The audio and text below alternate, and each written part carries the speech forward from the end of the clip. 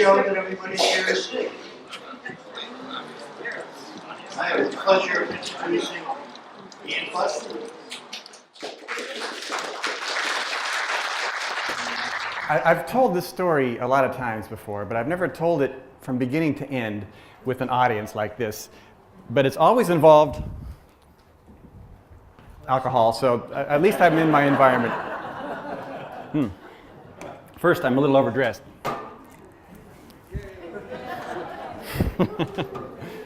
I'm not sure if this is a Colombian mammoth. It looks slightly woolly, but we'll get to that. So this is a story of Paco, Pacifica's prehistoric pachyderm, which began actually 6 years ago today. That's totally a coincidence if that's the case, by the way. The reason we're doing it today is because this is the meeting day. And I said, sure, I'll do it. And then I looked in the records to find out what the day was that I had actually found the mammoth. And it turned out it was October 15th, 2011. Although in the case, it says 2012, so we have to fix that. But it's been a while, so I've kind of lost track a little bit. But the story of finding the mammoth actually goes back farther than that. It goes back 10 years, because it goes back to when I found this waterfall right here, which had no name. I just saw this really deep waterfall, and I figured, how am I going to get to it? I had to kind of invent my own trail to get to it. And I found it was kind of my purpose to document this spot and learn about it. Kind of like the way that a couple of my kind of role models for that were like Jeff Clark and Mavericks, you know. Just something that everybody sees and took for granted and never thought they'd learn more about it. Or another is the guy, the wild parrots of Telegraph Hill. Just these birds, somebody should study these birds. And so I figured, this is a very small little thing, but I figured I would take that on. So this is what I found, this little waterfall. So this is a cute little waterfall, but you can see it's coming out of a hole in the ground, or in the side of the hill there. It turns out that it was back in the 50s that they paved over the area upstream from there and took a naturally flowing stream and turned it into a hole in the ground. And this is the only chance it gets to see the light of the day is when it comes out right there and it flows about 100 yards to the ocean. And so for the last 10 years, I've been cleaning that space, because it turns out that every time it rains, a bunch of trash comes out that chute and leaves all that trash strewn along the 100 yards of creek bed.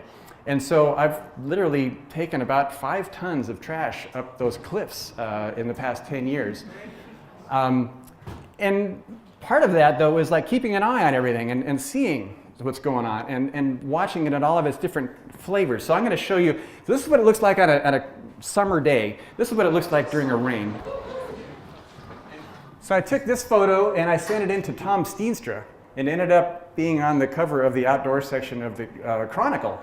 And people are like, I'm telling people, this is a waterfall in Pacifica. It's about, it's about a half a mile from where we are right now. And people weren't believing me. They're like, nah, it's Photoshop, or it's some picture you got from somewhere else. But that is actually, no, it's not Yosemite Falls. It's just a little outflow a little ways from here. But it gets worse than that, or it gets bigger than that. That was on Easter Sunday, by the way. People 100 yards away had no idea it was a guy in a life or death situation here dealing with this water. But until this water went down, I couldn't go anywhere, and I was afraid the cliffs were going to collapse, and because there's a lot of landslides in this spot. You can see it's completely unstable, and that's Pacifica's problem in general, right? Landslides and instability, and it's normally a horrible thing. People lose their homes, they lose property, but once in a while something good happens. And this picture is from a landslide that had covered the creek and caused a little lake, a little pond to occur. I thought that's something worth taking a picture of. Later, when I found the mammoth bones, I went back and looked at this picture and realized that there was actually a tusk sticking out in this actual picture. That tusk is, it's not easy to see, but you can see the white. That's a tusk. That's kind of fallen apart there. So that's what I was working with. But what happened was eventually we had a big rain, and that earthen berm you saw that was causing a pond washed away, And all of the mammoth fossils that were in that dirt ended up strewn along the stream bed all the way out to the ocean. So that's where the mammoth part comes in. So this is October 15th, 2011. I was walking along the beach picking up trash, and I found a piece. It's in the display in the back. You can check out later. But about 4 times the size of this. And it was here's the weird thing. I'm walking along, I see this, there's trash everywhere, and I go, wow, I think I just found a mammoth tusk. That's pretty cool. I'll come back and get that later. And I went back and I filled up 2 bags of trash, climbed up the cliff, and I went, oh, I left the tusk. I went home, I told my wife and my daughter, I said, you know, I think I might have found a mammoth tusk today, but I left it. Did anybody want to come with me? And my daughter said, I'll come with you. So we went back and we found that piece was still there. And we started finding some other pieces. I think I found this piece that day. And then I walked upstream and I saw that little pile of rubble there. And I saw a tusk sticking out of the ground. I went, wow, that's a mammoth tusk, I think. And you know, I've been picking up pieces like this, nice solid pieces of bone. And I figured it was going to be the same. And I went and picked it up, and it just collapsed and fell into 1,000 pieces. So there's a lesson to all you mammoth hunters out there. Don't let the adrenaline take you away, because you got to like keep these pieces in one piece, right? But fortunately, the tip of the tusk more or less stayed intact, and that's in the display in the back, and you can take a look at that. But it turns out the tusk is made out of entirely different material than the bone. It's like chalk. You could actually probably write stuff like sidewalk chalk with it, whereas the bone is strong and solid. So anyhow, I found those pieces. I had about half a dozen pieces that I put in a box. I took a picture of it, and I sent it in to Jean DeMuth.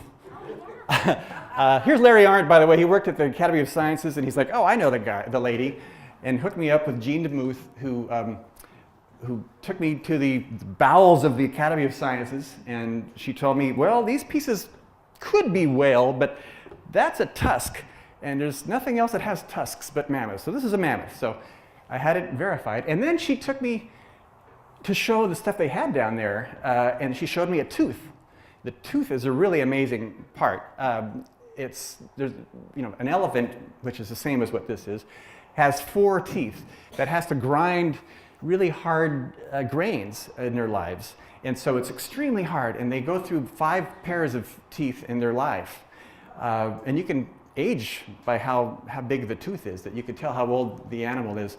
And so she showed me one, and I held it, and I'm like, wow, that's neat. And the very next day, I went out to the spot with Count, who's played with Larry and Bill and I in a musical band. And he found half the tooth, and I found the other half about 30 seconds later. You can kind of see that. So we glued those together and turned them into one piece there. Like a blabbermouth, I called the papers and had an article, and I didn't keep my secret a secret at all. And somebody ascertained from the article where the site was. And so I'd go down and I'd see footprints and digging marks. And so I kind of compare it to like Admiral Byrd and the other guy racing to the poles, you know. It's like, I've got to get there before him. So my goal is always be the first person after each rain, because that was when stuff would get exposed. But eventually I met who this person was, and he's an Irishman, and he was quite a character. I wish he was here to speak for himself, but he's the kind of guy, he'd be like, Ian, I can smell the bones in the hill there. There's more up there, I tell ya. It's a spiritual journey for this guy. So he has a matching tooth to our teeth, by the way, that we have. Okay, so then this happened, and this is pretty interesting. Since there was an article in the paper, I got notified by Tim King, who's a paleontologist, and he works at Stanford, and they were having an event called the Castroville Mammoth Project. And so what he did is he assembled all the Bay Area mammoth finders he knew about and got us on stage at the same time. So, so what we have here, Roger Castillo, this guy, he found the mammoth in San Jose, which is named Lupe. And that is by far the finest specimen we have. It's a baby mammoth, almost completely intact. He found it on the Guadalupe River, so that's why they named it Lupe. And it's at the Children's Museum in San Jose. So it's a really great place to take your kids, and you can actually check out a almost complete mammoth skeleton down there. So he's got that's definitely the gold standard. But these two brothers, Ryan and Martin Jefferson, they were Castroville artichoke farmers, and they found some bones when they were excavating for planting their crops. And so Tim King took on this project with his class, the Castroville Mammoth Project, got all his class out there for 3 months, and they found about as much stuff as I've found here over the years. But the special thing about their find was that they appear to have found hair. Now we all think of mammoths as woolly mammoths, but these are Columbian mammoths. And by the way, I knew nothing about this before, before I found one. This was on-the-job training. But the Columbian mammoth, they didn't really know what kind of hair they had. And it appears, based on the Castroville mammoth, that they're redheads. Ginger mammoth. Yeah, the ginger mammoths. That's preliminary still. I don't know if they've actually verified that, but that's what they're thinking. They're thinking that the Columbian mammoth was a redhead. But anyhow, I felt very honored to be able to appear, which is in what is called the Mammoth Hunter Society, apparently. There are some other mammoths that have been found around the Bay Area. They found one when they were building the Trans-Bay 2 or Trans-Bay something over in San Francisco. They found a part of a tooth. Something was found at Point Reyes. So there's a few other pieces here and there, but as far as the significant finds, as far as I know, there's the three in the Bay Area. So we're lucky as Pacificans to have a Paco, the Pacifica pachyderm. Now they went extinct 11,000 years ago, so we know that Paco was at least that old. I tell people 20,000 years, I kind of round up. But Pacifica's oldest known resident that's named. I probably should be a member of the Historical Society, I suppose.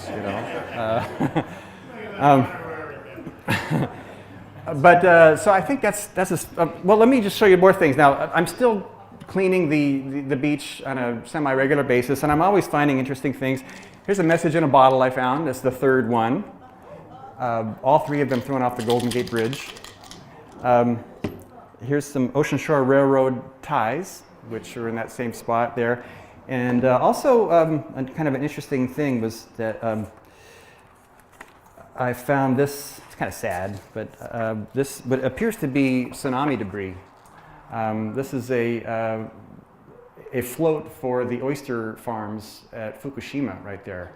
Now it doesn't say Fukushima on it to make it a full-on tsunami find, but the aging was correct, and it's the same brand and same style, everything that they use in those oyster farms right there.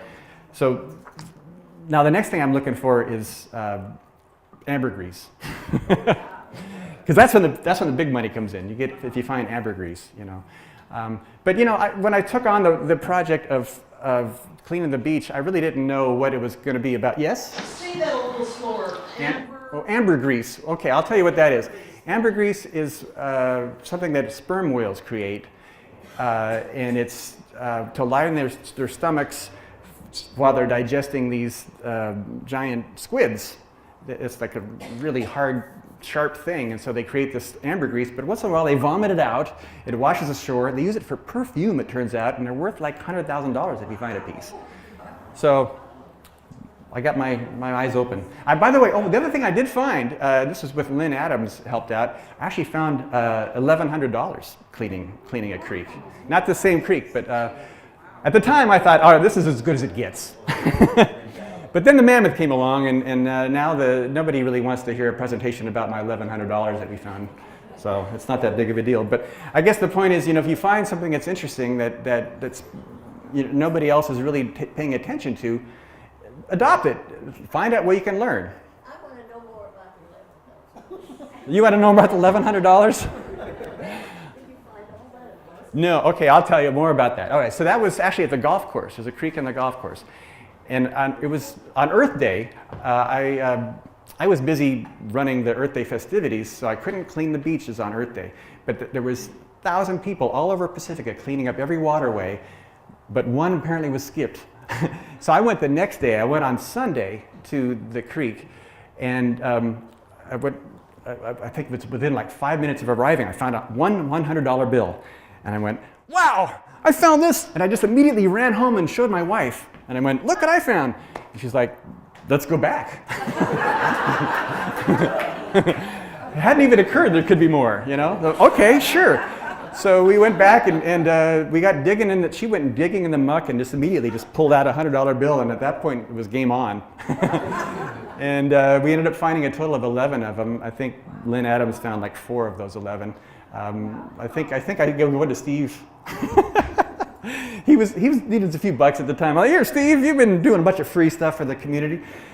So that was pretty fun. So basically, you know, keep your eyes open. When I'm picking up trash, I'm looking for anything unusual, anything that doesn't fit. And, you know, I'm looking for the worst, most disgusting things I can find, trash.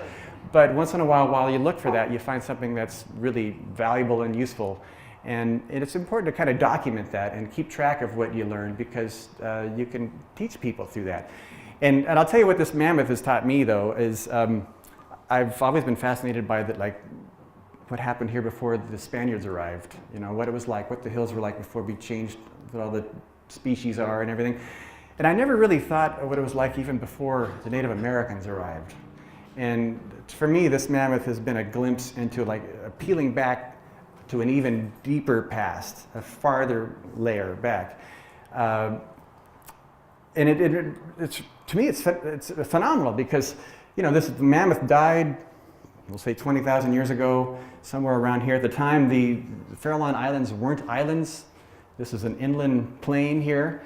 And he died, and sand covered it for hundreds and thousands of years, and it got deeper and deeper and deeper. Now, if this was in Kansas, it just would have gotten deeper and deeper, and that would have been the end of it. But meanwhile, for all these thousands of years, the ocean is creeping in. And finally, the ocean got to where the mammoth was at, and washed away the cliff there and exposed this, you know. And I find that really fascinating, like, to actually really think about what that all actually means in reality, and then be able to hold this and realize this isn't just something in a book, you know, this is a real thing. And they were here, you know. You see a documentary about elephants. They had an amazing sense of society and family, so you can just imagine that these animals had a very complex life right here. And at the time there was camels and all kinds of amazing animals. I hope that this will be here for at least a year, and it's a chance for all of us to kind of have a little window into that era, and to maybe understand a little bit more where we're coming from. And some of our little problems that we have, our little squabbles, realize they're really not all that important in the big scheme of time. So I think that's all I got to say about the mammoth. So if there are any questions, I could answer if there's anything else people want to. Yeah, Larry? You said sensitive habitat. What did you find that's sensitive habitat in that area? There was actually kind of a bog that the ropes were going right through. So people were like, it was going to cause a lot of erosion and muddy shoes. Was it something other than invasive species? Yeah, there are actually another project that I did actually is I've experimented with pulling up the invasive species and see what native stuff can take its place. And I have a couple of gardens down there now. Basically, I do my gardening remotely. My favorite is beach primrose. There was a landslide, and beach primrose had fallen down. It was going to wash out to sea, and I just picked up these chunks and planted them. Yeah. How'd you know the difference between that and a piece of white slate or something? Well, at first I didn't. Here it looks like rock. So. Right. Well, at first, you could kind of see the inside of this, the way bones have like this sort of honeycomb sort of quality to it. So I kind of learned early on that's a bone, and then that these bits here that are like concentric layers of white, like chalk, are.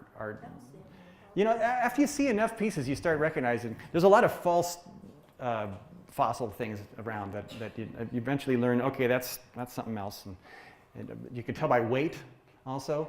Rocks are usually going to be heavier than this stuff. Anything else? Okay, well, yes? Do you think the bones are still there? Is your Scottish friend right? I would not, I'm still finding small pieces. In the last year, I haven't found anything bigger than, say, this big, but I'm still finding bits. But I suspect up in the hill there very well could be more, and so I'm always, it might be after I'm gone. So I'm showing some youngsters what the site is, and at every landslide, every rain, there's an opportunity to find something else possibly. Yeah. Where would you like to be found 10,000 years from now?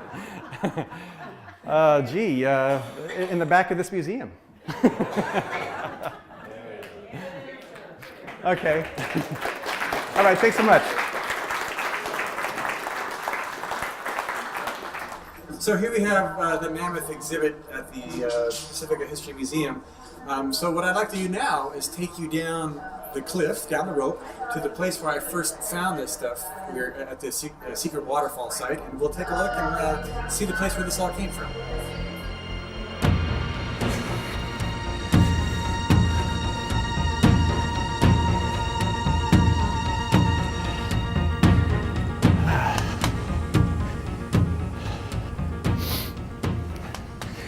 All right, well, here we are at the site. This is, it's a big cliff for one thing to go down, but now we're at the secret waterfall creek. So what I'd like to do is clean up some of the trash along here and up to the waterfall, and I can show you the site where we found the mammoth bones. It's pretty awful right now. You can see how all the plastic gets stuck on any place like this where it can get stuck. So for every piece that gets stuck here, there's probably 20 that end up out in the ocean. And now right away, here's an amazing fossil. This is Seashells Fossil. So this is going back much farther than the Mammoth Era. But take a look at all those layers of seashells in there. That is a really neat piece of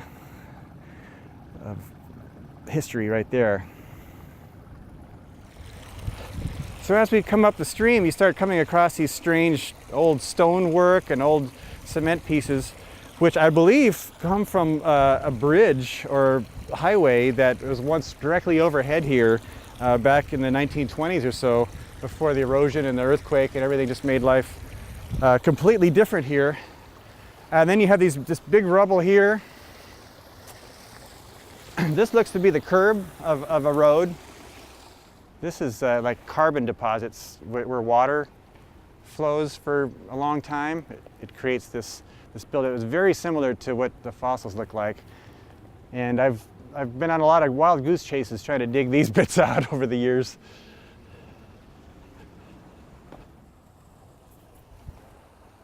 So I think I have found a small little piece of bone.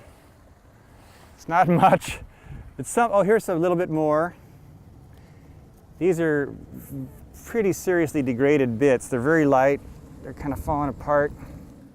So these are both bones. They're very light and spongy and airy. I brought this from earlier. So this is what the tusk looks like. It's really white and chalky. It's made out of a different material. I thought this might have been tusk, but I think not now. So these are both just little degraded fragments of bone.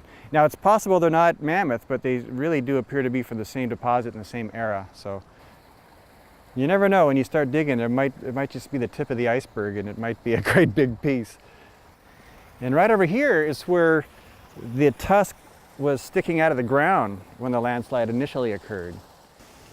So this pile of dirt behind me, this is the deposit that had the mammoth in it. And it came from this cliff right above here. So you can kind of see the lay of the land here.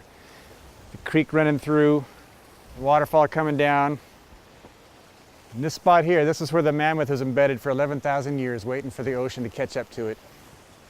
It was probably like right in that little impression you see where the water is. So the water probably seeped enough that it led to this landslide that filled this whole basin here with dirt. And created an earthen berm that dammed the water. Right about in here is where we found the tooth. Count and I found the tooth in two pieces, right about there. Over here is where we saw the vertebrae, and then I think Ellie found a hip socket at the very base of this. So this is our deposit right in here. There could be more underground here, Or it could be still in the cliff or out to sea already. Only time will tell. Here's some more shells. This is a seabed at one point. So here's some more seashells embedded in fossils. They're all over here. They seem to be from kind of the same landslide as the Mammoth, but from a different era entirely, but obviously from a long time ago, when this was underwater. The Mammoth era, the water was far away, but there was an era before that when this was underwater.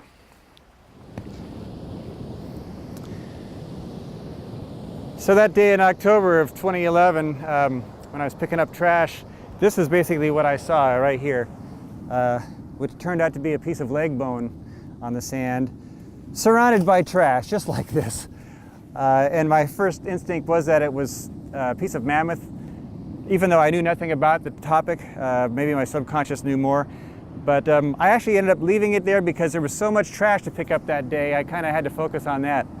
But this was very similar to the piece that I found that kind of sent me on the journey to try to figure out what all this was about.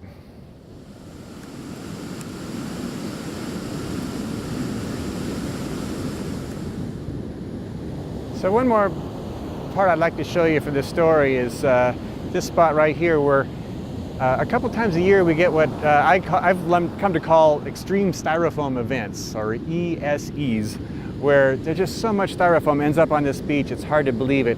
And I've tried to take pictures of it to kind of capture it. It's hard to do, but one day this was just so covered in styrofoam, I brought the camera down low to the ground and I took this picture right here, which if you now Google the word Styrofoam Beach, is the first image that comes up. In fact, I've looked and it's now on hundreds of websites all over the world, including Arab-speaking countries and Mexico.